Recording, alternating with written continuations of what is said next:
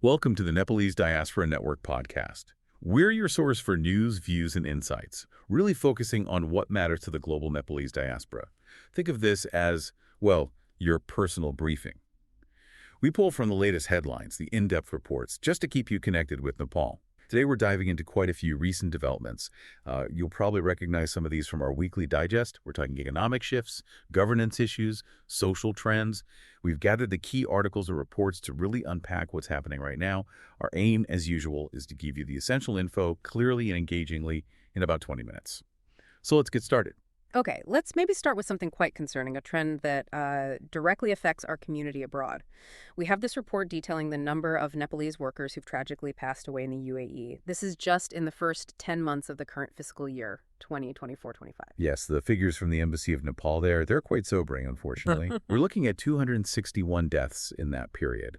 That works out to over 26 deaths every single month. Yeah. And what's really striking is that this is actually an increase from the whole of the previous fiscal year, 2023-24.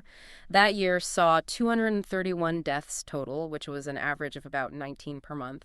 So, yeah, it's trending upwards. The report does list the causes, doesn't it?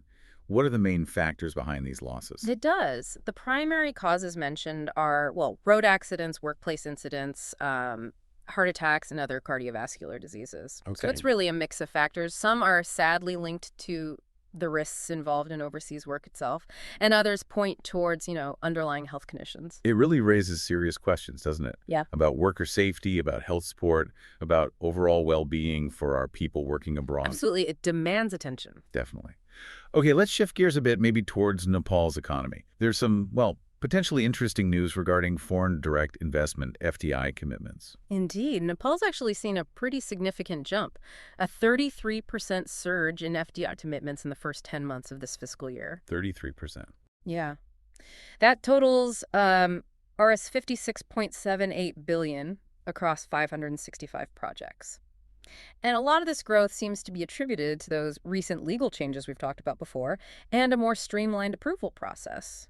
They have this thing called the automatic route now. Right, the automatic route. It's supposed to speed things up. Exactly. Makes it faster for investors. That certainly sounds promising. Which areas are attracting the most interest then? Well, the ICT sector, information and communication technology, that's seen the highest number of commitments under this automatic route.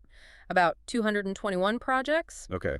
But the service and tourism sectors also received pretty substantial pledges. So there's definitely interest there. But, and there often seems to be a but, with these things, the report also mentions a gap, right, between the commitments and the actual money coming in. That's a really crucial point, yes.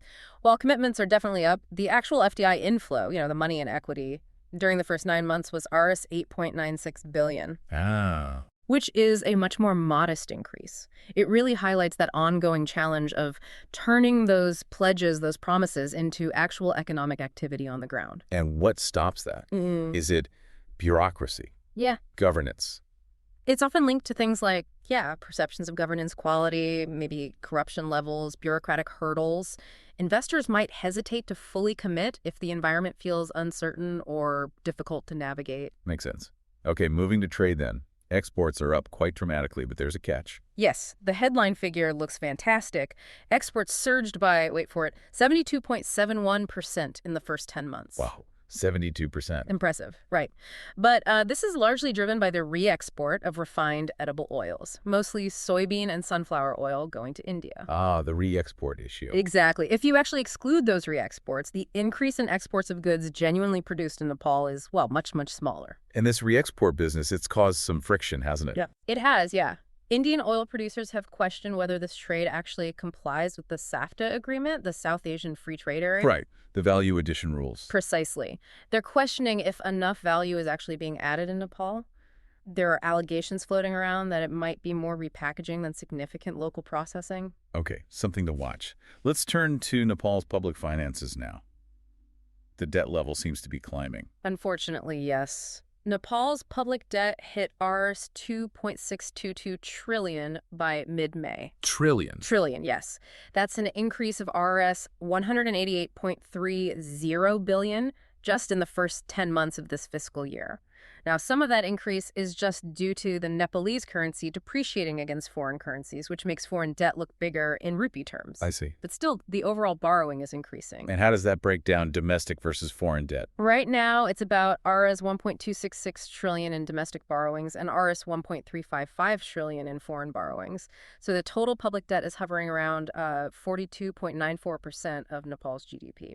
43% of GDP. That's quite significant.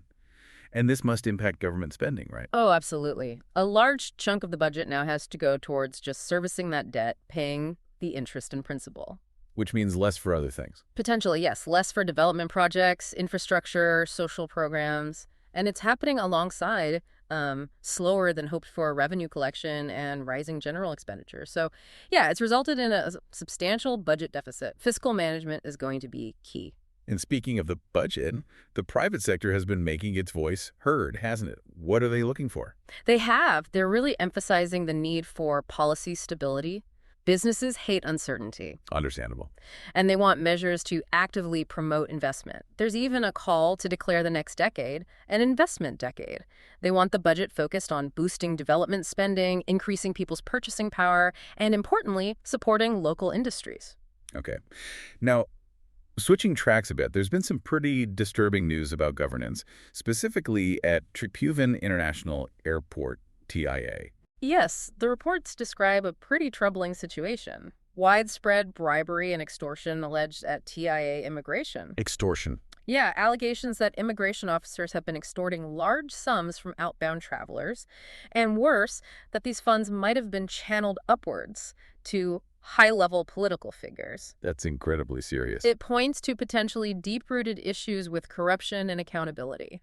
And the anti-corruption body, the CIA, they've stepped in. They have. The CIA raided the airport office, arrested a joint secretary, and they've summoned several other officials for questioning.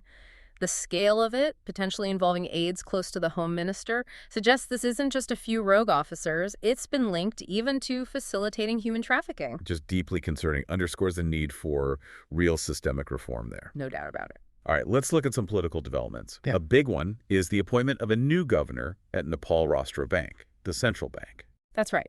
Dr. Biswarnath Pudel is the new governor. His appointment came after quite a bit of political back and forth, even a Supreme Court challenge.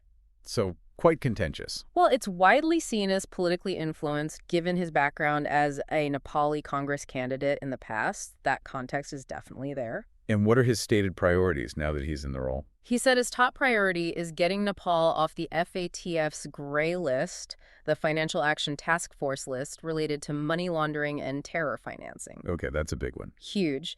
He also aims to strengthen financial sector supervision generally and boost confidence in the capital market. One of his first moves was actually reassigning duties among the deputy governors. Interesting. Elsewhere in politics, there's been some pushback against this proposed cooling off period for retired civil servants, right? Yes, top bureaucrats, former ones, have been actively lobbying against that provision in the civil service bill. Why? What's their argument? They argue it unfairly targets them, preventing them from taking up political appointments soon after retiring. They've met with the speaker, party leaders, trying to get it scrapped. Any chance it will be? Well, the chair of the parliamentary committee looking at the bill has indicated it's pretty unlikely to be removed. So we might see that tension continue. And staying with politics but moving to protests, royalist groups are planning something. That's the report. Several right-wing groups are apparently uniting. They want the monarchy reinstated and Nepal declared a Hindu state again. And they're planning protests. Protests plan to start next week, apparently. The government has issued a warning, basically saying they'll restrict activities if things escalate or threaten order. It highlights those ongoing political sensitivities. Indeed. And one final political note. The Supreme Court ruled on Rabi Lamikchane's case. Yes, they rejected his habeas corpus petition regarding the cooperative fraud case. Meaning he stays in custody until the Rawalpindi District Court reaches a verdict in that case. So the legal process continues. Okay, got it. Let's shift now to some social and environmental news. The monsoon forecast is out. It is. The Department of Hydrology and Meteorology is predicting above average rainfall for most parts of Nepal this monsoon. Above average. Yeah, and also warmer than average temperatures are expected. So, disaster management authorities are, quite rightly, stepping up preparations for potential floods and landslides. Always a concern during monsoon.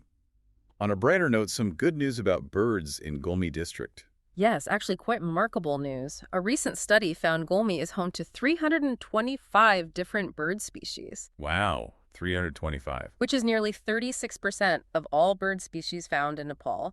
It includes several rare and endangered ones, too, highlighting how ecologically important those Madan and Rusunga forests are. That's fantastic. Protecting that biodiversity is crucial. Absolutely. But on a more difficult social issue, mental health remains a big challenge, doesn't it? It really does. Despite a significant percentage of the population facing mental health issues, there's still a severe shortage of trained professionals. Especially outside the main cities. Exactly, particularly outside Kathmandu Valley and other major centers. And you still have the barriers of stigma, cost, and just lack of access to care. It's a critical area needing much more focus. Agreed. And we also had news of earthquakes earlier today. Yes, twin quakes jolted Baitadi district in the far west early this morning. Tremors were felt in nearby districts, too. Any damage reported yet? Authorities are still assessing. Hopefully nothing major, but it's another reminder of Nepal's seismic vulnerability. Always.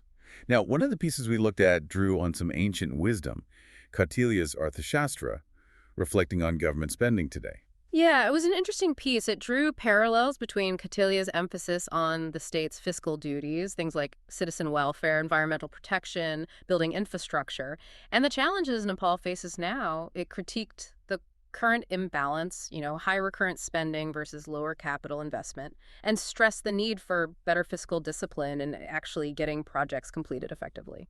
It's fascinating how those ancient principles still resonate with modern governance debates, isn't it? It really is. Good governance principles seem quite timeless. Finally, let's quickly mention the Nepali Diaspora Digest. It's our weekly roundup, and it's a great way to get a quick overview of everything happening. Absolutely.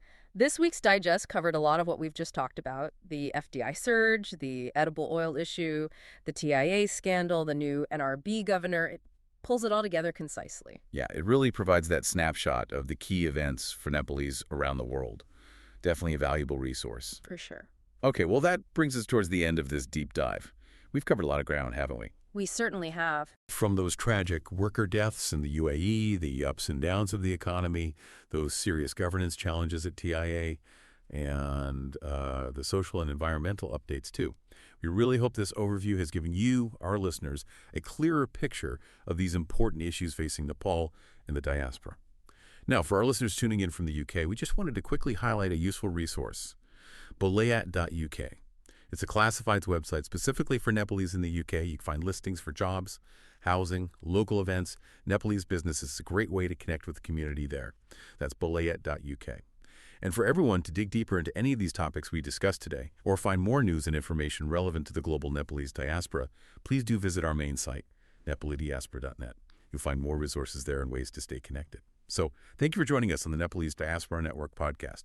We really encourage you to keep exploring these issues, engage with the stories shaping our community, and perhaps something to think about. What are the longer-term implications of this rising public debt for Nepal's development goals, and how might the government really tackle the root causes of the kind of corruption highlighted by the TIA scandal?